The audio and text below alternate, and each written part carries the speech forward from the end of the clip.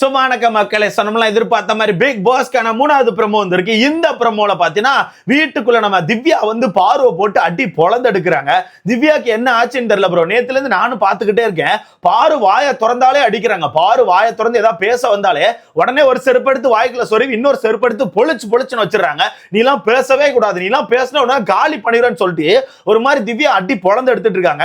நேத்துக்கான live பாத்திருந்தீங்கன்னா வேற level எக்ஸ்பீரியன்ஸா இருந்திருக்கும். ஏன்னா அந்த அளவுக்கு திவ்யா ஒரு மாதிரி வச்சு சம்பவம் செஞ்சாங்க.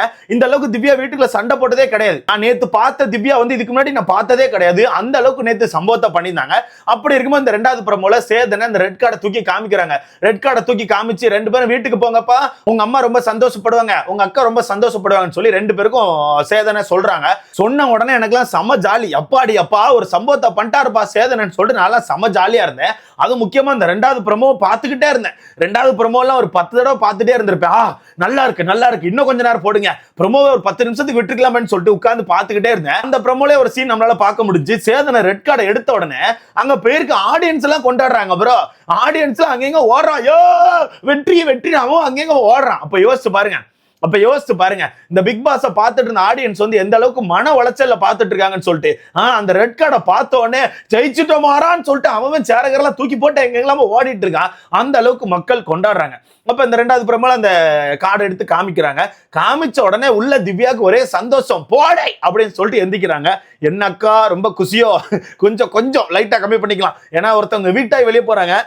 பரவாயில்ல நீ பண்ணுக்கா, பீடை தானே வெளியே போகுது. ஏன்னா பீடை எல்லாரும் போகும்போது உட்காந்து சிரிச்சிட்டு இருந்து இன்னைக்கு நம்ம சிரிக்கலாம். இன்னைக்கு எபிசோட்ல நம்ம ஸ்டார்டிங்கே சிரிக்கிறோம் ப்ரோ.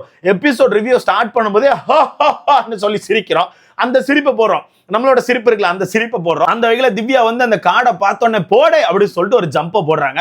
போட்டுட்டு காமு கிட்ட போயிட்டு, காமு உனக்கான வாழ்க்கையை நீ அழிச்சிட்ட, கரியர் எவ்வளவு முக்கியம் தெரியுமா, இந்த பீடை கூட சேராதன்னு சொன்னா கேட்டியா, அந்த பீடை பேசி உன்னை ட்ரிகர் பண்ணி சண்டைக்கு விட்டுட்டு நீயும் அவன் சொல்றதெல்லாம் கேட்டுட்டு சண்டைக்கு போயிட்ட.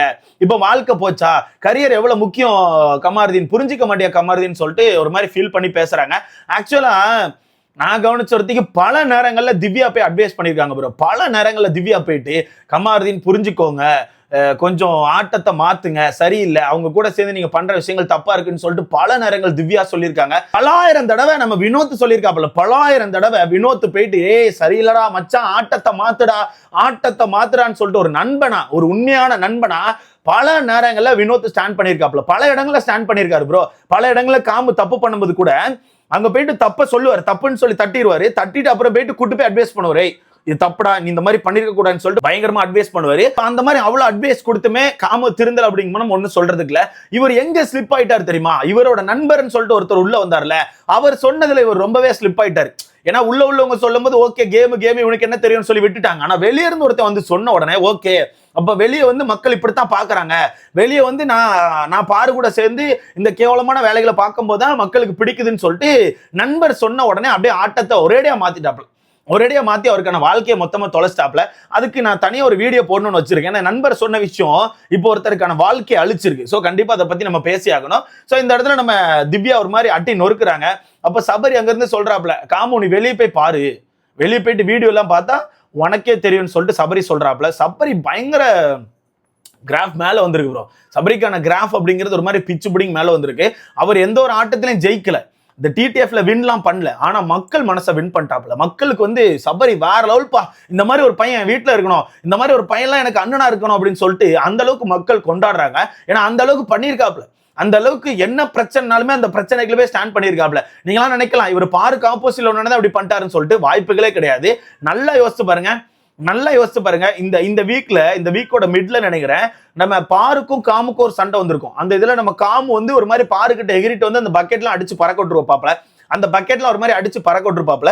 அங்க நம்ம சபரி யாருக்காண்டி ஸ்டாண்ட் பண்ணாப்ல, அங்க சபரி பாருக்காக ஸ்டாண்ட் பண்ணாப்ல. சோ பிரச்சனை வர்ற இடத்துல தான் போய் ஸ்டாண்ட் பண்றாப்ல. சும்மா வந்து பார்வையும் காமையும் எதிர்க்கணும்னு சொல்லி தான் அந்த மனுஷன் பண்ணவே இல்லை. பிரச்சனை இருக்கா ஆப்போசிட்ல நிக்கணும் அப்படி சொல்லி தான் நின்னாப்ல. அந்த வகையில இங்கேயும் ஒரு பிரச்சனை சாண்ட்ராக்கு ஆப்போசிட்ல பண்றாங்க. சுரம்பத்திலேயோ ஒரு ஸ்டாண்ட் எடுத்திருக்காப்ல. மொத்தத்துல சபரி சொல்லிட்டாப்ல, நீ வெளியே போய் பாருன்னு சொல்லிட்டு. இதுல திவ்யா பேசிட்டு இருக்கும்போது பாரு அங்க இருந்து நீ பேசாம இருக்கியான்னு சொல்லிட்டு இது ஒரு மாதிரி திமிரிக்கிட்டு வராங்க.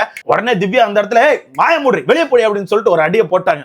அதை பார்த்தோன்னே எனக்கே ஒரு மாதிரி ஆயிடுச்சு, என்னடா இது ஒரு மாறிப்பட்ட சம்பவமா இருக்கு, உண்மையாவே திவ்யா தானா, திவ்யாக்குள்ள வேற ஏதாவது ஆவி வந்துட்டான்னு சொல்லிட்டு எனக்கே டவுட்டா இருந்துச்சு. ஏன்னா அந்த அளவுக்கு ஒரு சம்பவம் பார்வால பேசவே முடியல ப்ரோ. நேத்துலாம் பார்வால பேசவே முடியல. திவ்யா அடிச்ச அடி, அந்த மாதிரி அடி, கேள்வி மேல கேள்வி கேட்டு ஒரு மாதிரி வச்சு செஞ்சாங்க. அதுவும் ஒரு கட்டத்துல ஒரு கோவம் வந்துச்சு பாருங்க. என்னன்னா சாண்ட்ரா வெளியே தள்ளியிருப்பாங்க. அப்ப அங்க இருந்து சபரி எல்லாம் கத்துவாங்க, வெளியே இறங்காதீங்க, யாரும் இறங்க கூடாதுன்னு சொல்லிட்டு. அப்ப அந்த சுபிக்ஷா பொண்ணு சொல்லும், அப்ப அடுத்து எங்களை தானே தள்ளுவாங்க, அப்ப நாங்க என்ன பண்றேன்னு சொல்லிட்டு அந்த சுபிக்ஷா பொண்ணு சொல்லும். அப்ப அங்க இருந்து சபரி கத்துவாப்புல, தள்ளுவானா நீ இரு நான் பாக்குறேன்னு சொல்லிட்டு சபரி கத்துவாப்புல. ஆனா உள்ள இருந்த திவ்யா ஒரு சம்பவத்தை பண்ணுவாங்க. உள்ள இருந்த திவ்யா ஒரு மாதிரி கடுப்பாய் தள்ளுவானா, அவனை தள்ள சொல்லு பாக்கலான்னு சொல்லிட்டு அந்த ஸ்டேரிங்ல ஒரு குத்துவாங்க பாருங்க. ஸ்டேரிங்ல போட்டு குத்துன்னு குத்தி தள்ளுவானா, அவன் அவனை தள்ள சொல்லு, கை வைக்க சொல்லுன்னு சொல்லுவாங்க. Blast bro, blast. நல்லா செதறிட்டேன், என்னடா இது, என்ன மாதிரி வீரன்டா அப்பா அப்படின்னு சொல்லிட்டு செதறிட்டேன். ஓப்பனா சொல்ற ஸ்டேட்மெண்ட், ஓப்பனா அந்த இடத்துல அடிக்கிறாங்க, அவன் தள்ளிடுவானா, தள்ள சொல்லு, கை வச்சு பார்க்க சொல்லுன்னு சொல்லிட்டு ஒரு கோவத்தை அந்த ஸ்டேரிங்க போட்டு குத்துறாங்க பாருங்க. மரண மாஸ். ஆக்சுவலா இப்போ 2 பேரும் வீட்டுல, இந்த 2 பேருக்கு ஏவி கிடையாது, ஸ்டேஜுக்கு கூப்பிட மாட்டாங்க, ரிட்டன் அவங்க ஹவுஸ்மேட்ஸ்ட பேச முடியாது, சேலரி அப்படிங்கறதெல்லாம் கட்டுன்னு சொல்லிட்டு இருக்காங்க. ஆக்சுவலா மத்ததெல்லாம் கட்டு தான், ஏவி கிடையாது, ஸ்டேஜுக்கு கூப்பிட மாட்டாங்க, ஹவுஸ்மேட்ஸ்ட ரிட்டன் பேச முடியாது, அதெல்லாம் கட்டு தான்.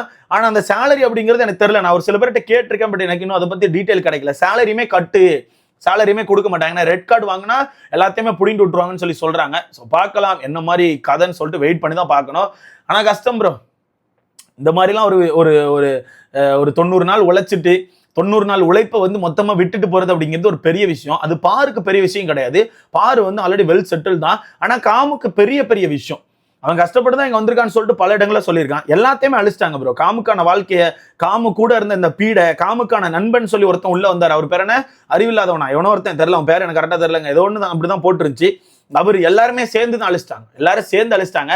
கண்டிப்பா அதை பத்தி நம்ம அடுத்த வீடியோ பேசணும், கண்டிப்பா பேசுறேன். இந்த இடத்துல பீட உடனே ஒரு டிராமா போடுது, எல்லாரும் என்ன மன்னிச்சுக்கோங்க, முக்கியமா சாண்ட்ரா மன்னிச்சுக்கோங்க, சாண்ட்ரா நான் பெரிய தப்பு பண்ணிட்டேன், இந்த தப்பு என் வாழ்க்கை ஃபுல்லா எனக்கு அப்படியே ஒரு மாதிரி இருக்கும், என்னால இந்த தப்பை மறக்கவே முடியாது, இன்னும் மன்னிச்சுக்கோ அப்படின்னு சொல்லிட்டு அந்த இடத்துல பீட சொல்லுது. உடனே காமு மாமா காலில் விழுந்தாச்சு, அக்கா மன்னிச்சுக்கோக்கான்னு சொல்லிட்டு. அதாவது சிம்பிளா சொல்லிட்டா ப்ரோ, எல்லாம் நடந்து முடிஞ்சதுக்கு அப்புறம் அதை மாத்தலாம்னு சொல்லி ட்ரை பண்றது தப்பு. நடக்கிறதுக்கு முன்னாடி அதை மாத்த ட்ரை பண்றது எப்பவுமே பெஸ்ட். நீ ஒரு தப்பு பண்ண பாக்குற, அந்த தப்பை யாரோ ஒருத்தர் இது தப்புடா, இதை பண்ணாதரா, இது பண்ணா கண்டிப்பா தப்பா போயிருண்டான்னு சொல்றாங்கன்னா அந்த விஷயத்த கொஞ்சமாச்சும் யோசிச்சு பார்த்து, சரி வேண்டாம் ஏதோ தப்பா போயிரும் போல, வேற ஏதாவது பிளான் போடுன்னு சொல்லிட்டு கொஞ்சம் யோசிச்சு வாழ்க்கையில மூவ் பண்ணும். ஆனா நீ என்ன பண்ற தெரியுமா, பிளைண்டா பாரு சொல்லிட்டாலா அப்ப கரெக்ட், பாரு சொன்னானா அப்ப கரெக்ட், பாரு தள்ள சொல்றாளா தள்ளிடுவோம், பாரு கக்கூசுல கூப்பிடுறாளா உடனே போயிரும். இந்த மாதிரி நீ பிளைண்டா நிறைய விஷயங்கள் பண்ணிட்ட, பிளைண்டா நிறைய விஷயங்களை பண்ணிட்டேன். அதுதான் உனக்கான வாழ்க்கையை அழிச்சிட்டு.